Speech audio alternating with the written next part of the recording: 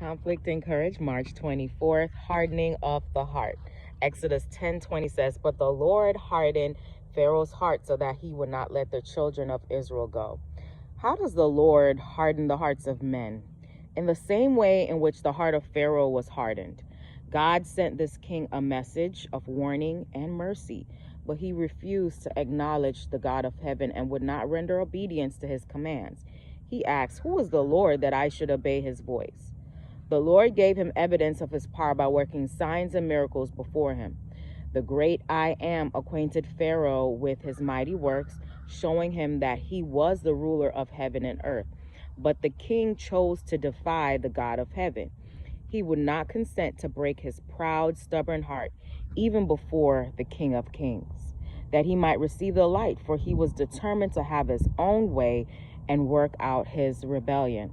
He chose to do his own will and set aside the command of God.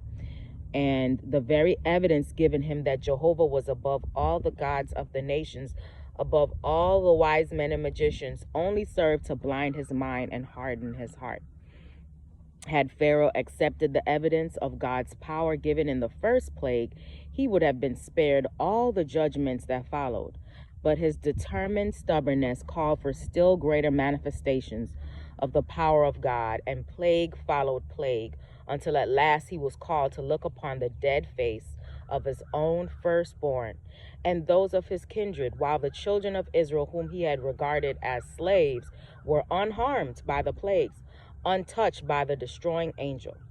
God made it evident upon whom rested his favor, who were his people. Every additional evidence of the power of God that the Egyptian monarch resisted carried him on to a stronger and more persistent defiance of God. This case is a clear illustration of the sin against the Holy Ghost. Whatsoever a man soweth, that shall he also reap. Gradually, the Lord withdrew his spirit, removing his restraining power. He gave the king into the hands of the worst of all tyrants, self. Hope you have a great day today. Live courageously.